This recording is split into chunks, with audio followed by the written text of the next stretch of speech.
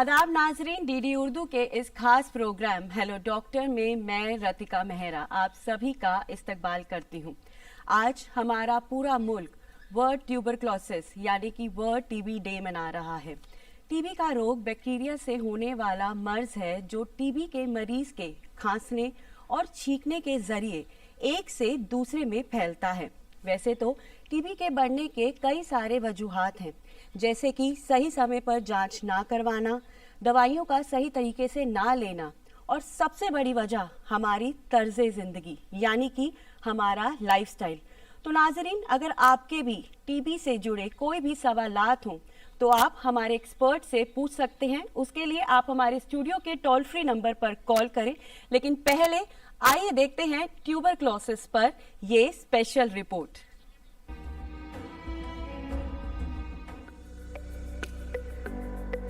नाजरीन, कुदरत ने हमारे जिस्म और हमारे आज़ा को इतनी सलाहियत और कुव्वत बख्शी है कि हम फिजा में मौजूद कई तरह के बैक्टीरिया का मुकाबला कर पाते हैं, और ये तभी मुमकिन होता है जब हम पूरी तरह सेहतमंद हों।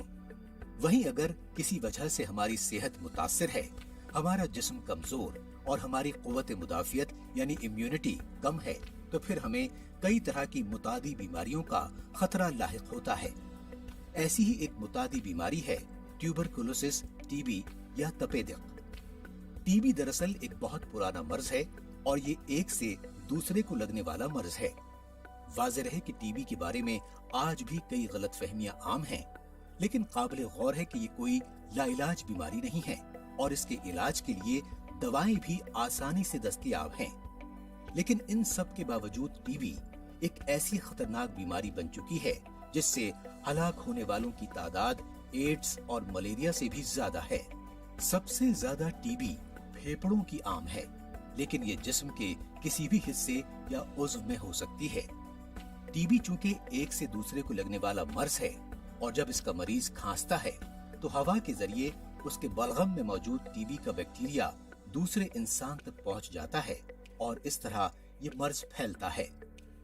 फैलने वाली बीमारी होने की वजह से इसके मरीज को एक बात हमेशा जहन में रखनी चाहिए कि वो खांसते वक्त हमेशा अपना मुंह ढक ले।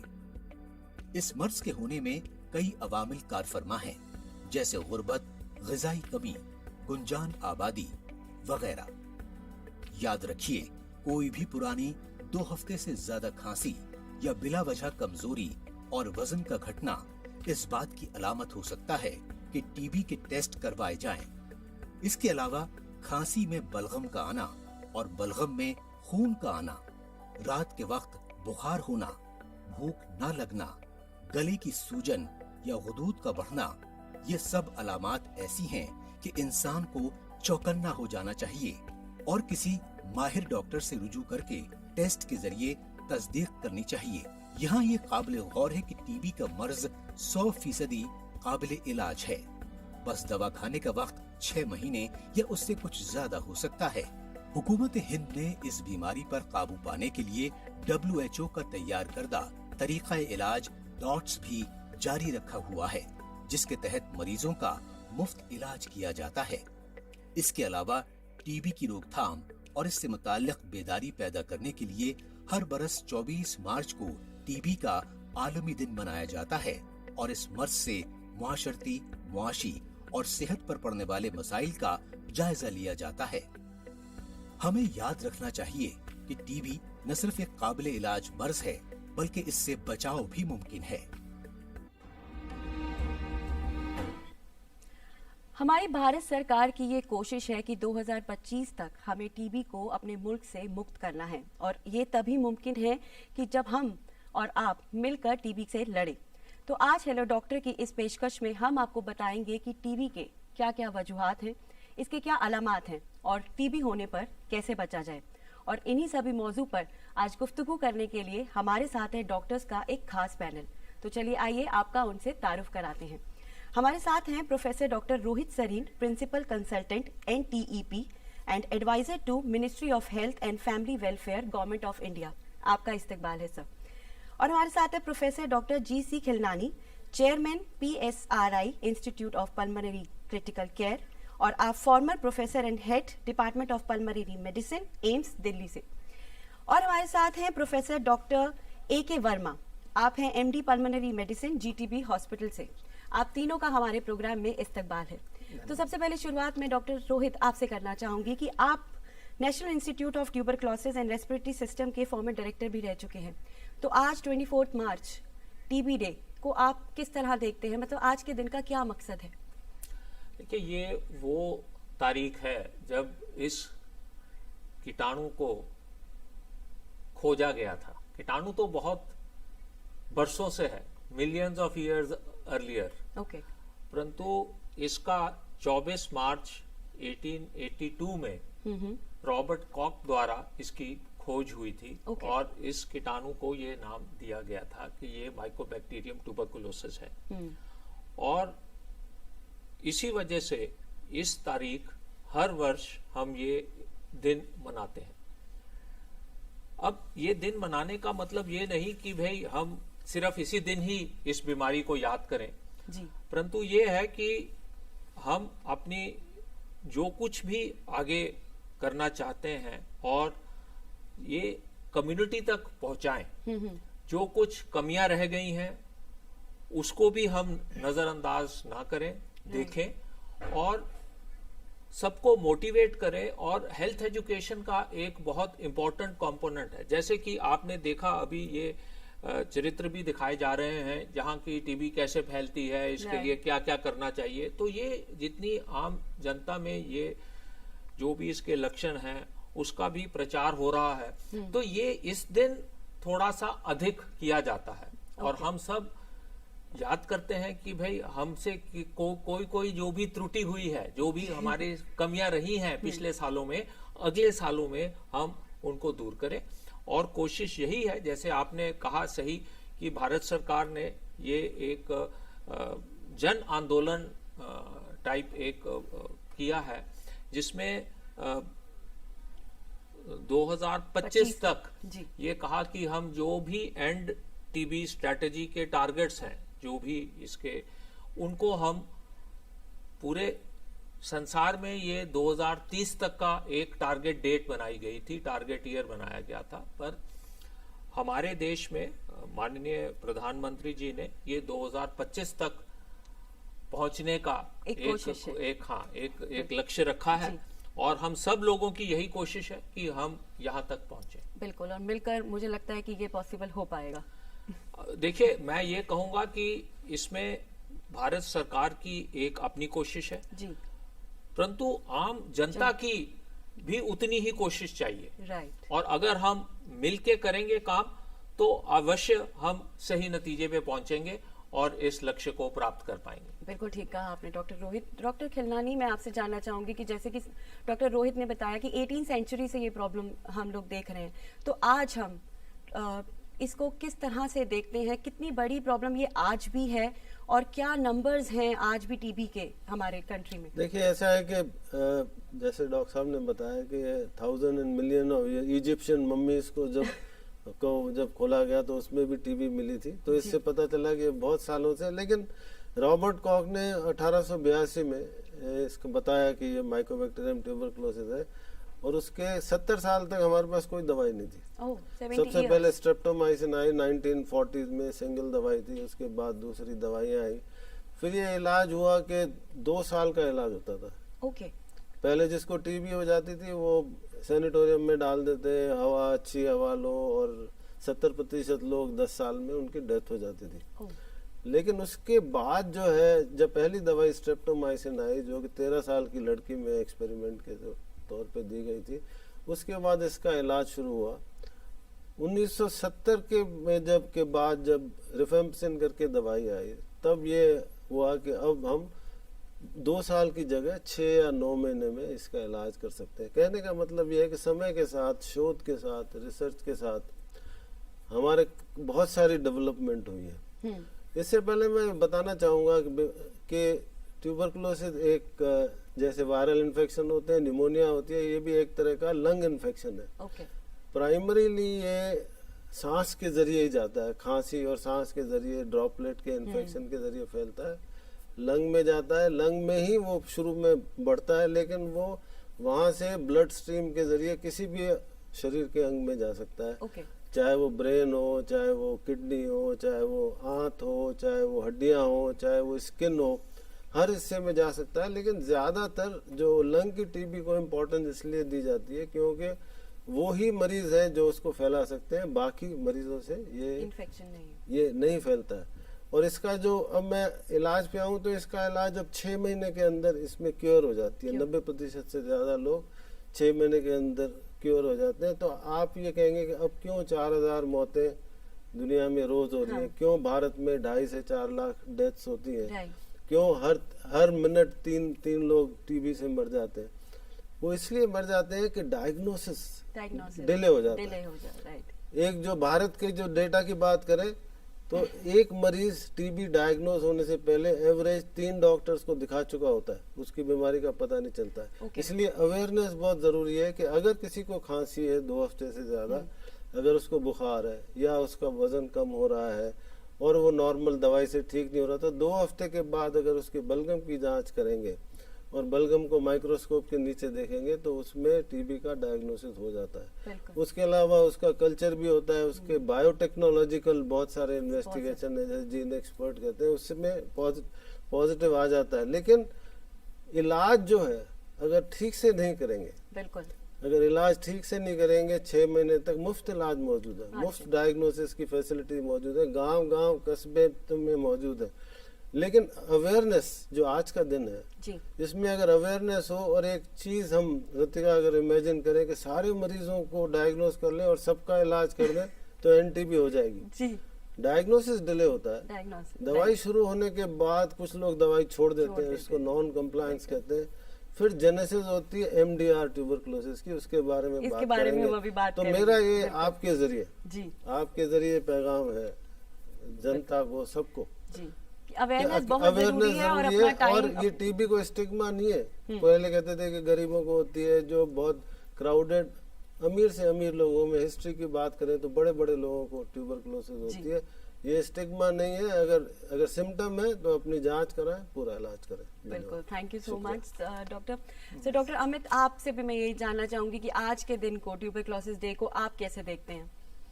ट्यूबरकुलोसिस आज के दिन जो मनाने का जो मेन वजह है डॉक्टर साहब ने बताई, हमारे सर लोगों ने, इसकी एक और बड़ी वजह है कि टीबी को हमारे समाज में एक स्टिग्मा की तरह देखा जाता है जी। और सरकार का ये उद्देश्य है कि ये और बीमारियों की तरह देखी जाए, जैसे डायबिटीज है, ब्लड प्रेशर है, और बीमारियां हैं। किसी को डायबिटीज होती है तो वो अपने को आराम से बताएगा मुझे डायबिटीज है, मैं उसकी 2 गोली खाता हूँ, 3 गोली खाता हूँ। लेकिन किसी को टीबी है तो वो छिपाता है। इस हिचक को दूर करने के लिए और उसको ये बताने के लिए कि जी आपको टीबी है तो इसका मतलब ये नहीं कि आपने कुछ गलत चीज आ गई है। ठीक है इन्फेक्शन है, वो होगा, अब समाज में है, इन्वायरमेंट में है तो आपको भी मिल सकता है, आप नहीं बचोगे। लेकिन अगर है तो वो ठीक हो सकता है और 100% ठीक हो सकता है। इस चीज को बढ़ाने के लिए और ये संदेश देने के लिए, इस डे को मनाने के लिए हम लोग कोशिश करते हैं। बिल्कुल, thank you so much doctor Amit. Doctor Rohit, एक तो सिम्टम जैसे कि डॉक्टर खिलनानी ने बताया कि कफ वाला रहता है, तो क्या एक कफ ही हम एक माने कि एक सिम्टम्स होता है या और भी कोई सिम्टम्स हो सकते हैं जिससे ये पता लगे कि इंसान में टीबी की प्रॉब्लम है? देखिए, ये जो लक्षण हैं टीबी के, ये कोई स्पेसिफिक टीबी के ही नहीं है। ये जब भी लंग्स में, फेफड़े में कभी भी कोई भी इन्फेक्शन होती है तो उसमें ये सिम्टम्स आते हैं। राइट। जैसे कि खांसी हो गई, बलगम आना हो गया, बुखार आता है, भूख नहीं लगती है, वजन कम होता है। तो ऐसे सिम्टम्स तो बहुत सी इन्फेक्शंस में आते हैं जी, और टीबी में भी आते हैं। पर टीबी में जो एक मेन चीज है कि ये लंबे अरसे तक चलते हैं। ओके। जो ये सिम्टम्स आ रहे हैं, ये नहीं कि ये 2-4 दिन के या हफ्ते के सिम्टम्स हैं, ये लंबे अरसे तक चलते हैं। और इसीलिए पहले तो जैसे कि आपके टीवी में भी यही दिखाया गया कि भाई 3 हफ्ते से अधिक खांसी, परंतु अब जल्दी से जल्दी पकड़ में लाने के लिए हम ये कहते हैं कि अगर किसी को 2 हफ्ते से भी अधिक खांसी है तो उसकी जांच होनी चाहिए। और मतलब ये चीज देखनी चाहिए कि भाई कहीं उसमें टीबी तो नहीं है। अब ये जरूरी नहीं है मैं कि सर आपको यहाँ रोकना चाहूंगी, एक कॉलर हमारे साथ जुड़ना चाहते हैं। हेलो हेलो हेलो जी, आपका नाम? हेलो, मैम ऋतिका बात कर रही हूँ। हाँ जी, आपका नाम? ऋतिका। हाँ जी रितिका जी, बताइए, आपका सवाल पूछिए। मैम एक्चुअली टीवी हुआ था लास्ट ईयर। ओके जी, मैं सुन पा रही हूँ, आपको बताइए। मैम लास्ट ईयर में टीवी हुआ था। हाँ जी। 6 मंथ्स की मेडिसिन हो रही है।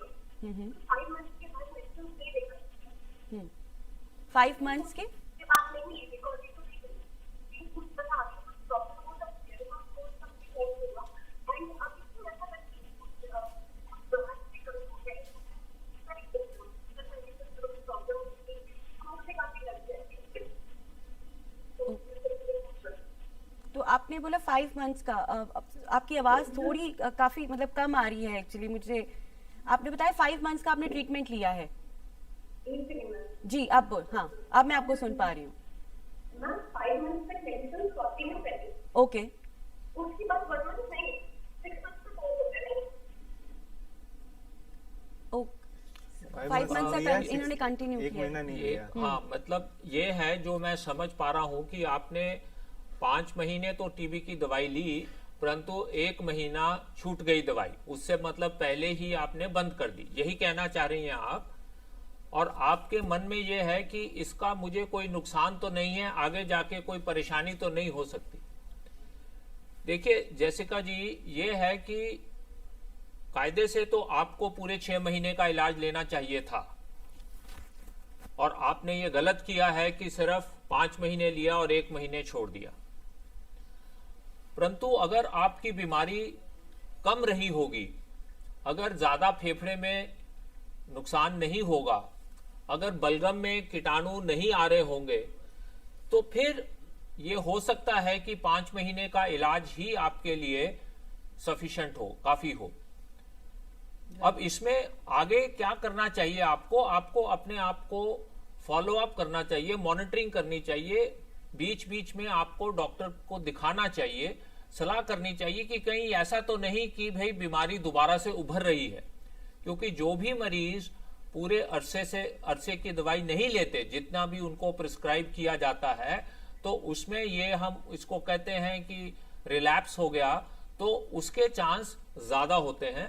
इस करके हर 3 महीने में आपको कम से कम जो भी आपके करीबी स्वास्थ्य केंद्र है वहां जाके आप दिखाइएगा और डॉक्टर के संपर्क में रहिएगा।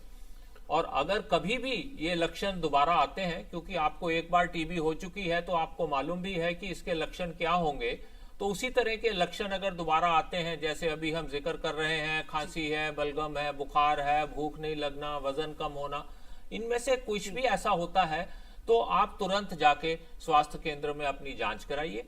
और ये जांच जैसे कि आपको मालूम है कि भारत सरकार की तरफ से सब फ्री है, सब मुफ्त है और इलाज भी इसका सारा मुफ्त है, तो उसमें घबराने की जरूरत नहीं है, परंतु ये फॉलो अप करना आवश्यक है। बिल्कुल बिल्कुल ठीक कहा डॉक्टर सरीना आपने। एक कॉलर और हैं जो हमारे साथ जुड़ना चाहते हैं।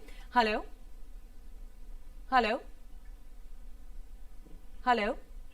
हाँ, आवाज आ रही है आपको मैडम? जी जी, मैं आपको सुन पा रही हूँ। आपका नाम मैं और पूछना था, आपका प्रोग्राम चल रहा है ये टीवी का, जी ये पूछना है मेरे को कि टीबी रिवर्सिबल है या नहीं? ओके, आपका कहने का मतलब ये है कि अगर एक बार टीबी ठीक हो जाता है तो वो हाँ जी, दोबारा हाँ हो जी। सकता है कि नहीं? हाँ, क्या ये रिवर्स हो जाती है दोबारा? ओके, अगर ठीक हो जाती है एक बार? डॉक्टर खिलनानी, आपसे मैं जानना नहीं चाहूँ। नहीं, ये मेरे ख्याल से जानना चाहते हैं कि ये क्योरेबल, हम तो बता सके हैं कि ये 100% क्योरेबल है। रिलैप्स हो ना हो, रिलैप्स मतलब रिकरेंस ऑफ ट्यूबरकुलोसिस, दो चीज होती जी। है। री इन्फेक्शन के दूसरा इन्फेक्शन हो गया फिर कुछ से सालों दोबारा। के बाद, और दूसरा होता है रिकरेंस। रिकरेंस ना हो, इसी के लिए 6 महीने का इलाज करना पड़ता है। नहीं, जैसे 6 महीने का इलाज हमारा कंप्लीट हो गया, जी। टेस्ट हुए सब कुछ, उसके बाद भी क्या ये चांसेस हो सकते हैं कि अगर कोई इन्फेक्शन गलती से बॉडी में रह गया है तो वो दोबारा से रीअकर उसके चांसेस बहुत बहुत कम होते हैं, बहुत कम उसको होते ना के बराबर मानना चाहिए, हो सकता है। तो हम ये माने कि 6 महीने के बाद अगर हम अच्छे से इलाज लेते हैं, पूरा इलाज लेते हैं टीबी का, तो टीबी को हम जड़ से खत्म कर सकते हैं। उसको हम क्योर मानेंगे। बिल्कुल, thank you so much sir. Doctor Amit, मैं आपसे जानना चाहूंगी, अगर हम प्रेगनेंसी की बात करते हैं तो प्रेगनेंसी में अगर किसी को टीबी हो जाता है तो उसका इफेक्ट क्या उसकी प्रेगनेंसी पे पड़ता है लेडी की, और जो उसका आने वाला बेबी है क्या उसको भी टीबी होने के चांसेस हो सकते हैं? सेम मैं ये जेनेटिक भी जानना चाहूंगी कि अगर फैमिली में कोई ऐसी हिस्ट्री होती है तो क्या टीबी होने के चांसेस हो सकते हैं? पहली बात, इसमें अगर कोई प्रेग्नेंट महिला को टीबी हो गई है तो इस बात की संभावनाएं बहुत कम है कि उसने अगर पूरा इलाज लिया होगा, जी। जो हमारा प्रेस्क्राइब्ड इलाज है, जो हमारा 4-5 गोलियों का, अगर वो पूरा इलाज लिया है तो इस बात की संभावना बहुत कम होती है कि आगे होने वाले बच्चे में ये बीमारी जाएगी। इसमें दूसरी स्थिति ये हो सकती है कि बच्चा पैदा होने के बाद महिला को टीबी पता चली। ओके। उस स्थिति में ये संभावना रहती है कि महिला में अगर टीबी के कीड़े उसके बलगम से निकल रहे हैं किसी लेडी के, तो बच्चे को इन्फेक्शन होने की संभावना रहती है। ओके। लेकिन उसके लिए हम प्रॉपर सावधानी रख सकते हैं, कुछ इलाज का, कुछ मास्क का, तो उसमें बच्चों में टीबी आने की संभावना को हम खत्म कर सकते हैं। लेकिन उसमें ये सबसे जरूरी है कि अगर आप बच्चे को दूध पिला रहे हैं तो टीबी की वजह से दूध पिलाना बंद ना करें। ओके, वो आपको बहुत पिलाना इम्पोर्टेंट है। बात ये सबसे आपने इम्पोर्टेंट बताई चीज है, क्योंकि बहुत से लोग क्या करते हैं कि छोटे बच्चे को जो केवल मदर के दूध पे होता है उसका दूध छुड़वा देते हैं कि टीबी हो गई, तुम क्यों दूध कैसे दूध पिलाओगी, तो उसमें बच्चे में और समस्याएं आ जाती हैं जो टीबी से ज्यादा खतरनाक होती हैं। थैंक यू सो मच, आपने बहुत ही इंपॉर्टेंट इन्फॉर्मेशन शेयर किया। एक कॉलर है हमारे साथ। हेलो हेलो हेलो, आप मुझे सुन पा रहे हैं? थोड़ा सा आप लाउड बोलिए, आपकी आवाज थोड़ी कम है। हेलो जी। हेलो जी, मैं आपको सुन पा रही हूँ। आपका नाम और अपना सवाल पूछिए। हाँ, सुन पा रहे हो? मेरी आवाज में आप? मुझे आपकी आवाज आ रही है। आप प्लीज आप अपने टीवी की वॉल्यूम थोड़ी सी कम कर लीजिए। हमारा नाम काम करूँ जिला जोधपुर में। आप अपना सवाल पूछिए सर। यह है क्या, मैं दोबारा हाथक में ना अभी। सर, एक तो आप प्लीज पहले अपने टीवी की वॉल्यूम थोड़ी सी कम कर दीजिए। मैं मैंने आपको दवाई दोबारा मैंने धोती में आ गए एंड सारे दिनों बाद उल्टी ऑनलाइन करेगा। मुझे मैं आपको नहीं समझ पा रही हूँ सर। मुझे और आई थिंक कोई टेक्निकल इशू है। तो आपने जी, तो डॉक्टर अमित आपने बहुत अच्छी बात बताई। तो डॉक्टर रोहित, दो तरह की हम टीबी की बात करते हैं, एक होता है पल्मोनरी, एक होता है एक्स्ट्रा पल्मोनरी टीबी डिसीज। तो ये क्या है दोनों, और इनके क्या क्या सिम्टम्स हैं, क्या साइड इफेक्ट्स हैं? देखिए, ऐसा है कि क्योंकि ये कीटाणु जब शरीर में आता है तो सबसे पहले ये लंग्स में ही जाता है, क्योंकि ये ड्रॉपलेट्स जो भी बलगम में होते हैं, जब कोई टीबी का मरीज खांसता है तो ये ड्रॉपलेट जो कीटाणु से भरे हुए होते हैं ये वातावरण में आते हैं, हवा में आते हैं, और जब उसके करीब खड़ा कोई भी व्यक्ति उस एयर को इनहेल करता है, अंदर सांस लेता है, तो ये कीटाणु उसके लंग्स में जाते हैं। तो इस करके ये सबसे इम्पोर्टेंट चीज है कि मैक्सिमम नंबर ऑफ टीबी जो है वो फेफड़े की ही होती है। लगभग 85% कहते हैं लंग टीबी ही होती है। ओके। परंतु जैसे अभी जिक्र भी हुआ, डॉक्टर खिलनानी ने भी ये बताया कि ये ब्लड स्ट्रीम द्वारा कुछ लोगों में शरीर के किसी भी अंग में जा सकती है। उसको हम फिर एक्स्ट्रा पल्मरी कहते हैं, यानी कि पल्मरी के अलावा एक्स्ट्रा पल्मरी। तो ये 15 से 20% लोगों में ये होता है, और शरीर का कोई भी अंग इसमें इन्वॉल्व हो सकता है, चाहे वो हड्डियां हैं, चाहे मांस है, चाहे ब्रेन है, कोई भी अंग, चाहे स्किन है। तो कहते हैं कि जो भी लिविंग ऑर्गेनिज्म कहीं भी पहुंच सकता है, तो वैसे ही शरीर के किसी भी सेल में ये जाके कीटाणु आ सकता है। अब सिम्टम्स कुछ तो कॉमन होते हैं, जैसे कि जो हम जिनको कॉन्स्टिट्यूशनल सिम्टम्स कहते हैं, जैसे कि बुखार है, तो जब भी इन्फेक्शन होगी, शरीर के किसी भी अंग में इन्फेक्शन हो, तो एक बुखार एक ऐसा सिम्टम है जो होता है। तो ये जो आपने इन्फेक्शन अभी आप बता रहे हैं, ये नॉर्मल टीबी के भी यही मतलब ये इनको हम कहते हैं कॉन्स्टिट्यूशनल सिम्टम्स। और कुछ होते हैं कि जिस शरीर के हिस्से में कीटाणु ने घर किया हुआ है, तो वो एक स्पेसिफिक सिम्टम होते हैं, स्पेसिफिक लक्षण होते हैं। तो जो लंग के अंदर जाके स्पेसिफिक सिम्टम होंगे वो हम अभी जिक्र कर चुके हैं, जैसे कि खांसी है, बलगम है, कई बार खून आ जाता है, सांस फूलने की सांस में तकलीफ होती है। ये तो जब लंग्स में होता है तो ये सिम्टम्स होते हैं, ये लक्षण होते हैं। अगर हड्डियों में टीबी है तो जो कॉन्स्टिट्यूशनल सिम्टम्स हैं वो तो वही रहेंगे, भूख नहीं लगना, वजन कम हो जाना, बुखार होना, और इसके साथ साथ वो हड्डी के सिम्टम भी शुरू हो जाएंगे, जोड़ों में दर्द शुरू हो गई, कोई गिर गया, कोई मतलब वो हड्डियां कमजोर पड़ गई।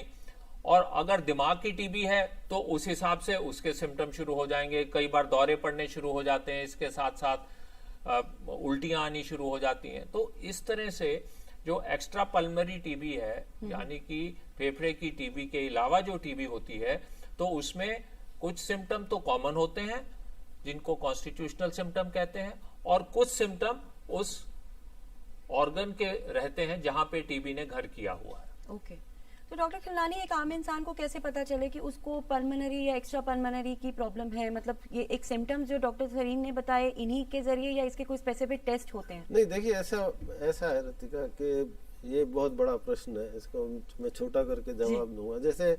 जैसे आंतों की टीबी होती है, तो आंतों की टीबी को मरीज को डायरिया हो सकता है, कई बार आंत रुक जाती है, रेयरली कभी खून भी आ सकता है, पेट में दर्द हो सकता है, उल्टियां आ सकती हैं, लेकिन साथ में अक्सर वजन कम होना, हल्का फुल्का बुखार आना, शाम को थकावट होना, रात को पसीने आना, ये भी साथ होते हैं। अब जैसे एक जो बोन की टीबी होती है, उसमें जो रीढ़ की हड्डी होती है वो सबसे कॉमन होती है। तो अगर गर्दन में हुआ तो गर्दन में दर्द होगा, गर्दन के नीचे हुआ तो पीठ में दर्द होगा, अगर वो किसी नर्व पे प्रेस करेगा तो उससे पैरालिसिस हो जाएगा, अगर ब्रेन में होगा तो सिर दर्द होगा, बुखार तो हुआ ही जी, सिर दर्द होगा, हो सकता है कि जैसे सर ने बताया कि मिर्गी का दौरा जैसा भी पड़ सकता है, या कोई हाथ और पैर में कोई लकवा भी मार सकता है, कमजोरी भी हो सकती है।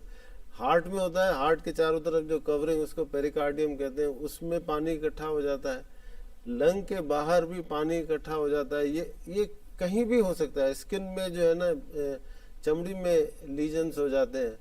तो ये टीबी एक ऐसी बीमारी, और सब जो सेकंड कॉमनेस्ट होता है लंग के बाद, सेकंड कॉमनेस्ट होता है लिम्फ नोड, जो गांठें होती हैं, उसमें से सबसे कॉमन जो होता है वो गर्दन में गांठें होती हैं, और उसमें गांठ तो लिम्फ नोड सारे शरीर में होते हैं, इसमें पेट में लिम्फ नोड होते हैं, छाती में लिम्फ नोड होते हैं, जिसको हम मीडियास्टिनम कहते हैं।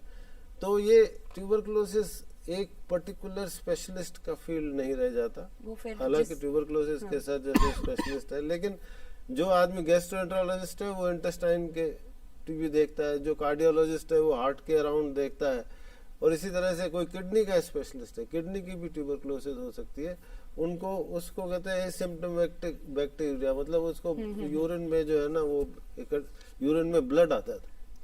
तो ये सब बहुत सारे सिम्टम्स होते हैं। मैं एक चीज जानना चाहूंगी, जैसे कि आपने बताया कि हर एक कहीं पर भी शरीर के किसी भी हिस्से में टीबी जा सकता है, तो अगर फिर हमें उस पर्टिकुलर डॉक्टर को दिखाना होगा, जैसे अगर हार्ट का है तो हार्ट में दिखाना होगा, तो उसमें डायग्नोस करना इजी रहता है कि ये टीबी है या फिर कोई हार्ट की दिक्कत है? ये बहुत अच्छा आपने सवाल पूछा है।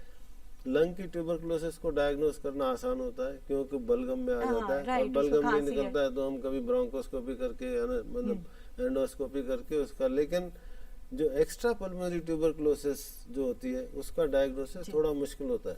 उसकी दो वजह होती है, एक तो लिम्फ नोड, जैसे मैंने बताया कि जैसे इंटेस्टाइन के अराउंड है, पेट में है तो फिर पेट में से लेना पड़ता है, अगर लिम्फ नोड होता है तो लिम्फ नोड। आपको 1 मिनट रुकना चाहूंगे, एक कॉलर है हमारे साथ जन्नत। हेलो जी, आपका नाम और अपना सवाल पूछिए।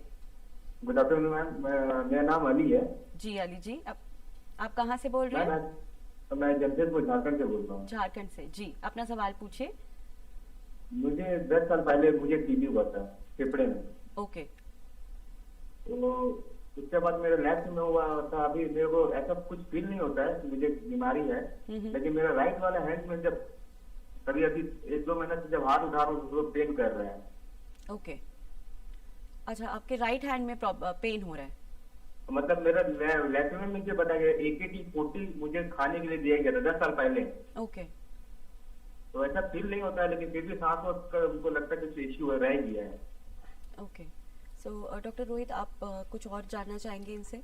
देखिए, जो आपने इलाज लिया है वो आपने पूरा 9 मंथ का कोर्स था। 9 मंथ का कोर्स लिया है। सरकारी दवाइयां ली थी या प्राइवेट से लिया था? नहीं सर, प्राइवेट से लिया था। ठीक है, पर पूरा इलाज डॉक्टर की सलाह के अनुसार लिया था और उसके बाद ही बंद किया था। तो मैं ये कहूंगा कि ये जो आपकी हाथ की समस्या है, ये एक अलग चीज है, इसका उस बीमारी से कोई ताल्लुक नहीं है। और आप सर, अपने और एक सवाल। हाँ बोलिए। सर मेरा गम का मेडिकल हुआ था सर बाहर जाने के लिए, तो मुझे अनफिट कर दिया गया। और मेरा लोकल यहाँ पे हुआ था, तो वहां पे फिट कर दिया गया। देखिए, ये इसमें ये होता है कि जब टीबी ठीक भी हो जाती है, सब कीटाणु मर भी जाते हैं, परंतु कई बार क्या होता है कि फेफड़े में जख्म जो है इतना गहरा होता है कि जब वो हील करता है तो वो स्कार छोड़ जाता है। जैसे शरीर के किसी भी अंग में अगर कोई जख्म गहरा हो तो हीलिंग तो हो जाती है, परंतु निशान छोड़ जाती है, दाग छोड़ जाती है। तो जब अब कई कंट्रीज का ये एक पॉलिसी बनाई है कि भाई अगर शरीर के लंग्स में कोई भी दाग उनको नजर आता है एक्सरे में, तो वो फिटनेस नहीं देते हैं। और ऐसे हमारे पास बहुत से मरीज आते हैं जो कहते हैं कि जी मुझे कोई लक्षण तो है नहीं, और ये मेरी बीमारी बहुत पहले की है, पहली बीमारी के दाग हैं, अब हमें अनफिट किया गया है। तो फिर हमको उनकी एक बार दोबारा से जांच कराने की आवश्यकता रहती है, और कराने के बाद हम एक जो हमारी नेशनल इंस्टीट्यूट है, सरकारी संस्था है, तो यहां से हम उनको एक सर्टिफिकेशन भी दे देते हैं कि अब इस मरीज में कोई एक्टिव बीमारी नहीं है, और उसके आधार पे वो मरीज को या जो भी वो व्यक्ति है वो बाहर जाने में उसको सुविधा होती है। तो अगर आपको भी ऐसा कोई परेशानी है, ऐसे मुल्क में आप जाना चाह रहे हैं जहां पे आपको उन्होंने अनफिट किया है, तो वैसे तो आप फिट होंगे, पर ये दाग देख के उन्होंने आपको अनफिट किया है, तो आप सडनली सर मैं 1 मंथ पहले दुबई से आया हूँ। हाँ, मैं समझ रहा हूँ आपकी बात, क्योंकि ऐसे हमारे पास और भी बहुत से मरीज आते हैं जो बाहर जाना चाहते हैं और इस वजह से नहीं जा पाते, उनको वीजा नहीं मिलता है, क्यों करके वो यही कहते हैं कि आपके तो लंग्स में जी दाग हैं, तो आपको फिटनेस नहीं मिलता। और ये जितने भी यूएई कंट्रीज हैं, उसमें सऊदी अरेबिया, दुबई, ये जितने भी हैं, यहाँ पे भी ये रहता है, और यूएसए, ऑस्ट्रेलिया, ये यूरोप, ऐसी कंट्रीज में भी ये चीज देखने में आई है।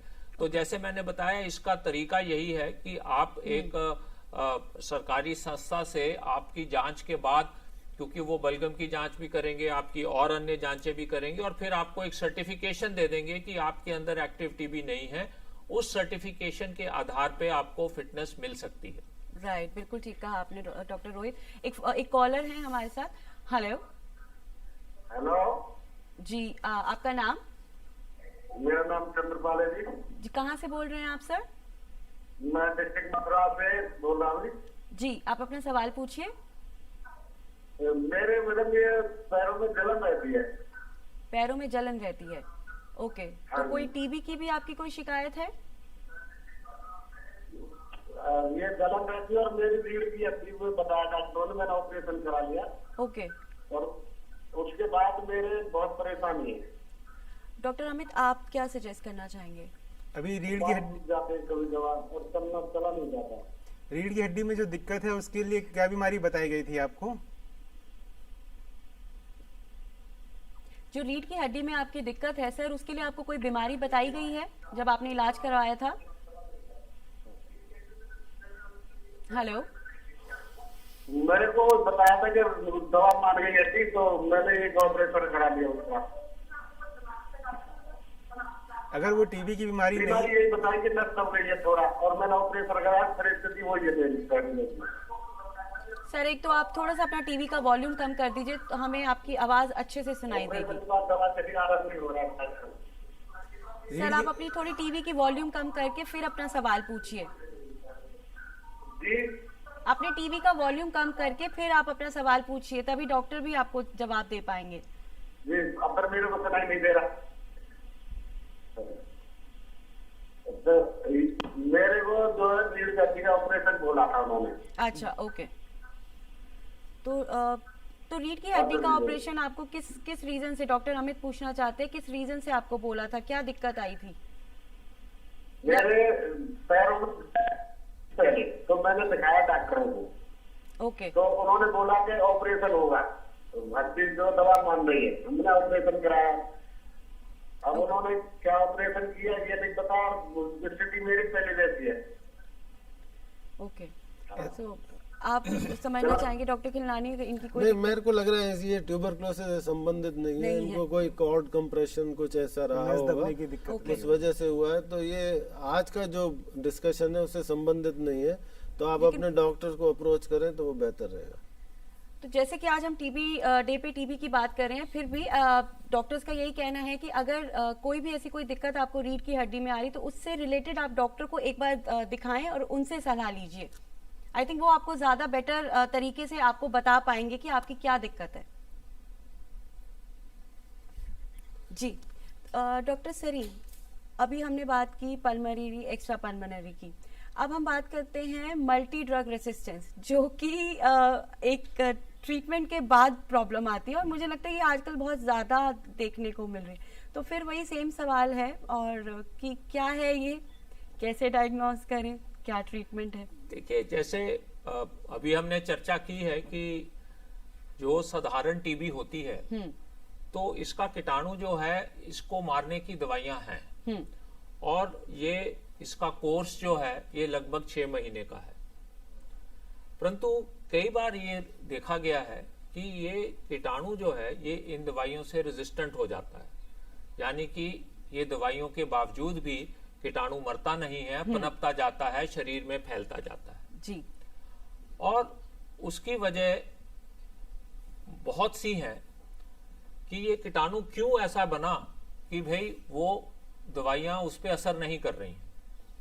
तो एक तो ये है जिसको हम प्राइमरी एमडीआर कहते हैं, जिसमें ये है कि एक व्यक्ति जिसको ऑलरेडी ऐसे कीटाणुओं से जो पीड़ित है, जो एमडीआर कीटाणु से पीड़ित है, जब वो खांसता है तो उससे जो भी बीमारी फैलेगी किसी और को भी, तो उसमें अधिकतर चांस यही रहता है कि दूसरे को भी एमडीआर ही होगा। ओके, मल्टी ड्रग रेजिस्टेंट इसको कहते हैं। जो इस कीटाणु को मारने की 2 अहम दवाइयां हैं वो एक आइसोनियाजिड है, एक रिफेम्पिसिन है। और जब कीटाणु इन दोनों दवाइयों से नहीं मर रहा होता तभी हम उसको एमडीआर घोषित करते हैं। ओके।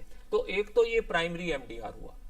दूसरा एमडीआर ऐसा भी होता है कि एक व्यक्ति को डॉक्टर ने जो भी प्रिस्क्राइब किया, लिख के दिया, वो उसने ना तो प्रॉपर एक रेजीम बनाई, ना प्रॉपर दवाइयां दी, ना प्रॉपर उनकी जो डोज होनी चाहिए वो दी, जिसकी वजह से देखिए मरीज तो जो डॉक्टर कहेगा वो मानेगा, उसको तो ऐसा अंदाजा नहीं है कि मैं ठीक इन दवाइयों से नहीं होऊंगा। तो वो रॉन्ग प्रिस्क्रिप्शन जो है that will lead to MDR. बिल्कुल ठीक कहा आपने कि अगर हम गलत प्रिस्क्रिप्शन फॉलो करते हैं तो हमारे को लाइक एमडीआर या और भी बहुत सारी टीबी की जो है वो प्रॉब्लम्स हो सकती है।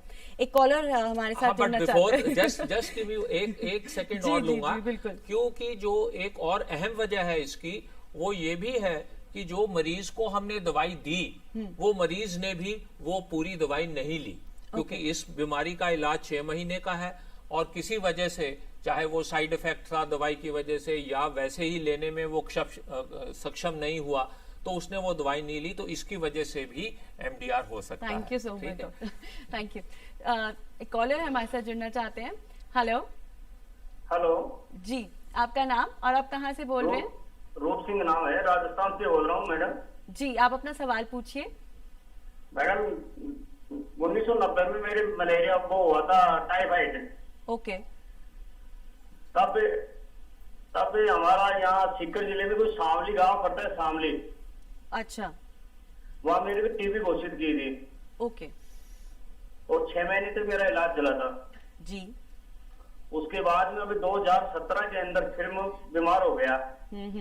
ओके। और टाइफाइड हो गया मेरे।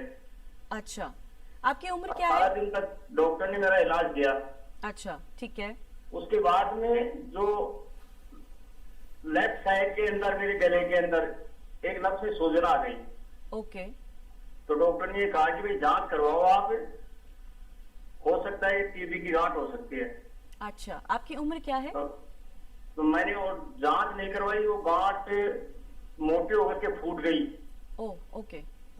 और फूटने के बाद में करीबन 4-5 महीने तक मैंने एंटीबायोटिक गोली खाई और वो ठीक हो गई। ओके। सर परंतु मैं फिर भी थोड़ी अकड़न रहती है मेरे साइड में। अच्छा, तो मैं आपके सवाल का जवाब देने से पहले मैं जानना चाहूंगी आपकी उम्र क्या है? उम्र मेरी 51 साल, 51। 51 साल। डॉक्टर खिलानी, आप क्या कहना हाँ, चाहेंगे? मेरे ख्याल ये एक बहुत होता है कि कोई भी बुखार को टाइफाइड नाम दे दिया जाता है, तो ओके। इनको ये जिसको टाइफाइड कहते हैं, मेरा ये 51 थिंकिंग है मेरी सर। हाँ, तो इनको ये बुखार हुआ है और जो ये ग्लैंड बता रहे हैं जो कि बड़ी होके फिर फूट गई, ये लिम्फ नोड ट्यूबरक्लोसिस के बहुत ज़्यादा चांसेस है। लिम्फ नोड ट्यूबरक्लोसिस में ऐसे ही होता है कि अगर उसका इलाज करें या ना करें भी तो भी वो पहले बड़ा होता है, उसके बाद फट जाता है। और ट्यूबरक्लोसिस में नेचुरल हीलिंग भी होती है इसका। अच्छा। हाँ, ऐसा नहीं है जैसे पहले टीबी का इलाज नहीं था तो सब लोगों की डेथ नहीं होती थी। ओके, नेचुरल हीलिंग भी होती है, पर smaller percentage, 30% you can say. तो आप इन्हें क्या सलाह देंगे? मैं इनको सलाह दूंगा कि इनको जांच करानी चाहिए। अगर वहाँ कोई लिम्फ नोड बचा हुआ है या स्वेलिंग बची हुई है, डॉक्टर उनको देखेगा, उनका एक्सरे करेगा, उनके ब्लड टेस्ट करेगा। और लिम्फ नोड में जो आपने मेरे से एक सवाल पूछा था कि जो एक्स्ट्रा पल्मोनरी ट्यूबरक्लोसिस का डायग्नोसिस कैसे होता है, उसी को मैं आगे बढ़ाना चाहूँगा जी। कि जब लिम्फ नोड गर्दन में होते हैं, जो कि बहुत कॉमन होते हैं, तो गर्दन में तो फैल उंगलियों से पता लग जाता है या अल्ट्रासाउंड से पता लग जाता है, तो उसका एक टेस्ट करते हैं जिसको FNAC कहते हैं, फाइन नीडल एस्पिरेशन साइटोलॉजी। वो एक तरह से इक्वलेंट टू बायोप्सी माना जाता है। उसको FNAC करने से उसमें कीटाणु भी मिल जाते हैं, लेकिन स्प्यूटम टेस्ट इजी होता है, इसमें कीटाणु के मिलने के चांसेस कम होते हैं। लेकिन उसकी जो बायोप्सी फाइंडिंग्स होती हैं, ग्रेनुलोमेटस इन्फ्लामेशन कहते हैं, उससे अंदाजा लग जाता है कि ये टीबी है।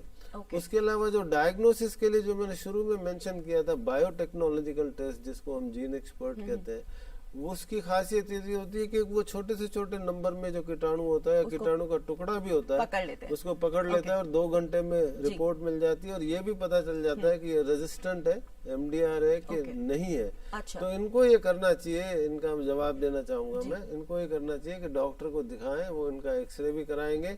अगर वहाँ स्वेलिंग बची हुई है तो उसका बायोप्सी करा के उसका प्रॉपर डायग्नोसिस करके और पूरा इलाज करना चाहिए। Thank you so much. तो जैसे कि डॉक्टर खिलनानी ने आपको बताया, उस तरह का प्रोसीजर आप फॉलो कीजिए और जल्द से जल्द अपना ट्रीटमेंट शुरू करवाइए। एक फोन कॉल है, हमारे साथ कॉलर जुड़ना चाहते हैं। हेलो हेलो हेलो जी, आपका नाम? मेरा नाम मोहम्मद यूसुफ है। आप कहाँ से बोल रहे हैं? मैं केरला से बोल रहा हूँ। सॉरी? आप केरला से बोल रहा हूँ। केरला से। आप अपना सवाल पूछिए। मेरे को बदन में पूरी गांठ हो रही है और मेरे को 3 साल पहले टीबी हो गई थी। एक बार अपना सवाल आप दोहराएंगे? हाँ जी। मेरे को पूरे बदन में गांठ हो रही है अच्छा। और मेरे को 20 बरस पहले टीबी थी। 20 बरस पहले। ओके। आपकी उम्र क्या है? मेरी 60 बरस है। ओके। डॉक्टर अमित, आप क्या सजेस्ट करना चाहेंगे? अगर आपको ये पूरे बदन की गांठें हैं तो इस बात की संभावना कम है कि वो टीबी होगी। टीबी की गांठें कुछ खास जगह पे होती हैं, जैसे डॉक्टर साहब ने बताया, गर्दन हो गया, आपकी जांघें हो गई, आपकी कांख हो गई। उसके अलावा अगर हाथ पैरों में, हड्डियों के ऊपर, चमड़ी के नीचे गांठें हैं तो उसमें आपको टेस्ट कराना पड़ेगा। उससे ये पता चलेगा कि अगर ये टीबी नहीं है, कुछ और बीमारियां होती हैं जिनका इलाज अलग तरह से चलता है, तो वो चीज़ जाननी ज़्यादा जरूरी है। Okay, thank you so much doctor Amit. अब एक लास्ट मैसेज हम आपसे लेना चाहेंगे, तो मैं जानना चाहूंगी डॉक्टर सरीन, आप मुझे बताइए, मैं चाहती हूँ डॉट्स के ऊपर आप हमारे व्यूवर्स को एक मैसेज दीजिए कि कैसे पहुंचे वहां तक और क्या कैसे ट्रीटमेंट लिया जाए, एक छोटे से उसमें। देखिए, ऐसा है कि भारत सरकार ने, जैसे कि इस अभी बात हुई है कि जगह जगह, गांव-गांव टीबी के जांच केंद्र खोले हैं और यहाँ पे मुफ्त जांच होती है टीबी के लिए। और ये आधुनिक टेक्नोलॉजी जो हम मॉलिक्यूलर डायग्नोसिस कहते हैं, जैसे कि ट्रूनेट है, जीन एक्सपर्ट है, ये जितने भी मॉलिक्यूलर डायग्नोस्टिक टेक्निक्स हैं जिनसे बीमारी का मालूम पड़ता है और क्या दवाई देने से कीटाणु मरेगा इसका भी मालूम पड़ता है, ये मुफ्त अवेलेबल है, तो जरूर आप इसका लाभ उठाइए। दूसरी बात मैं ये कहूंगा कि ये बीमारी जो है, ये बीमारी बिल्कुल क्योरेबल है और जो बीमारी क्योरेबल होती है तो हमको उसका लाभ भी उठाना चाहिए। दवाइयां सारी फ्री मिल रही हैं और इस करके टीबी की रोकथाम के लिए हमको आप सबका सहयोग चाहिए। जी। तभी हम जो भी हमारा लक्ष्य है जी, जी। 2025 तक हाँ। टीबी मुक्त भारत का, वो तभी साकार हो पाएगा बिल्कुल जब आप हमारे साथ होंगे। आपको जो भी लक्षण होगा, आप स्वास्थ्य केंद्र पे जाएंगे, अपनी जांच कराएंगे और जो दवाई दी गई हो उसको पूरा करेंगे। बिल्कुल। Thank you so much doctor Sarin. Doctor Khilnani, मैं आपसे ये जानना चाहूंगी एक छोटे से मैसेज के जरिए कि अगर किसी के परिवार में किसी को टीबी है तो वो किस तरह से बाकी परिवार के लोग अपना ध्यान रखें। बहुत अच्छा सवाल रुचिका आपने पूछा है। एक तो ये है कि ये फैलने वाली बीमारी है, हमें पता है। अगर तो ये ट्यूबरक्लोसिस एक्स्ट्रा पल्मोनरी है तो कोई फिक्र की बात नहीं है और एक्सरे नॉर्मल है और मरीज को खांसी नहीं है तो, लेकिन प्रश्न ये तभी आता है अगर पल्मोनरी ट्यूबरक्लोसिस है तो उसमें ये इम्पोर्टेंट है, जैसे कोविड के टाइम पे हम सब लोगों ने मास्क पहना, जी जी। लेकिन इसमें इम्पोर्टेंट ये होता है कि जो मरीज है वो मास्क पहने। हाँ। तो वो सबसे ज्यादा कारगर होता है। ओके। बाकी लोग भी मास्क पहनते हैं। दूसरी बात है कि करीब 6 हफ्ते बाद इफेक्टिव ट्रीटमेंट के बाद अगर ड्रग सेंसिटिव ट्यूबरक्लोसिस है तो वो आदमी नॉन कंटेजियस हो जाता है। तो 6 हफ्ते का 2 महीने मान लें, उसके बाद जो है अगर वो रेस्पॉन्ड कर जाता है तो उसके बाद कोई चिंता की बात नहीं है, वो आपस में घुल मिल सकता है। उसको सोशली आइसोलेट करने की जरूरत नहीं है। ऐसा नहीं है कि पुराने जमाने में जैसे भेज देते थे सैनिटोरियम में जाके रहते थे, वो जमाना नहीं है। आजकल ट्यूबरक्लोसिस का इतना अच्छा ट्रीटमेंट मौजूद है, लेकिन अगर मरीज खुद मास्क पहनेगा तो बाकी सब बचेंगे। बिल्कुल ठीक। तो मास्क लगाना बिल्कुल जरूरी है। डॉक्टर अमित, मैं आपसे जानना चाहूंगी कि इम्यूनिटी, अभी हमने शुरुआत में भी बात की, इम्यूनिटी बहुत इंपॉर्टेंट फैक्टर है हमारा टीबी में, तो उस पर आप क्या सलाह देना चाहेंगे? टीबी की बीमारी एक हवा से फैलने वाली बीमारी है और इसका इन्फेक्शन आज की तारीख में हमारे देश में काफ़ी लोगों को, आधे से ज़्यादा लोगों को है। ये बीमारी इन्फेक्शन तभी बीमारी में बदलता है जब आपकी इम्यूनिटी किसी वजह से कम हो।